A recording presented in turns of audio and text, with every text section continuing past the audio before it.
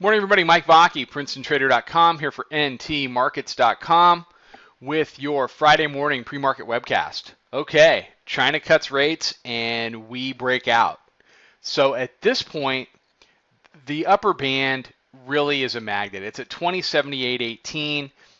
To hit it, we'd have to do probably 80 to 82. I don't know if that'll happen today, although I wouldn't put it past us to do, like a up 1.5% day to day.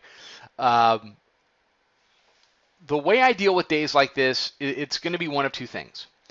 Either the popular opinion is that we're going to come right straight back down.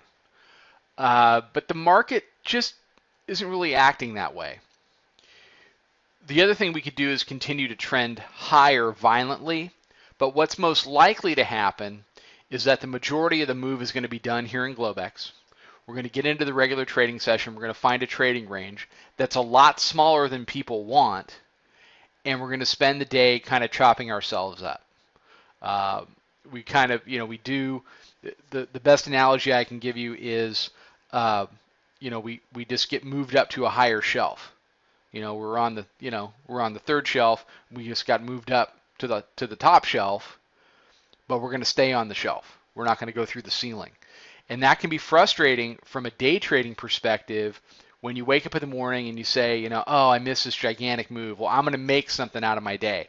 You're going to make your broker happy, but you're not going to make much out of your day if we settle into like a 5 or a 6 handle trading range. So you got to be aware of that.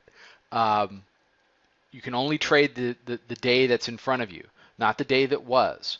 If you took advantage, if you were long and you caught this move, you need to be taking profits, okay? None of you knew that the Chinese central bank was going to cut rates today, and you just did an extra, 10 to 12 handles while you were sleeping.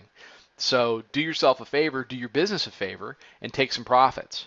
Roll up your stops, and capture as much of this move as you can, but don't just sit there and round trip it. So upper band is the likely destination. I mean, that's, we've done, lower band to upper band. The metrics are stretched. They are past overbought. We are nearing 100 handles above the 45-day pivot. The 1813 low was 105 handles below the 45-day pivot. So I will just throw that out there. It would be very interesting if we did 105 down to 105 up. It would create an entirely new research project for me over the next few months, that's for sure. So as far as trading these goes, roll up your stops, take profits.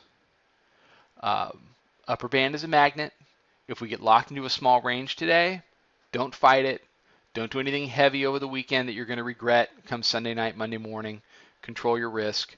And, we're heading into a holiday period as well. And all of that points to, for now, advantage bulls. Could we do 2085 to 2090 without a pullback? With this kind of news, yeah, you can. Is there a point where it's going to pull back pretty hard? I don't know. I mean, we went down to the weekly pivot yesterday, 35. The weekly pivot was 35.5.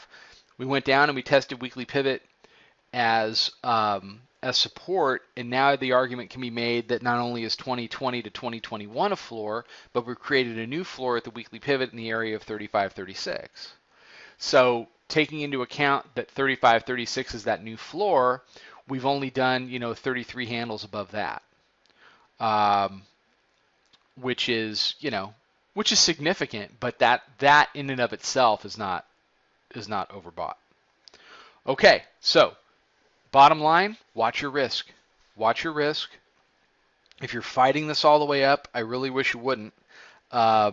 It'll come down when it's ready. Don't put yourself in a position where you can't trade it when it's time for it to pull back. But for now, 2035 is the floor. Upper band is the target.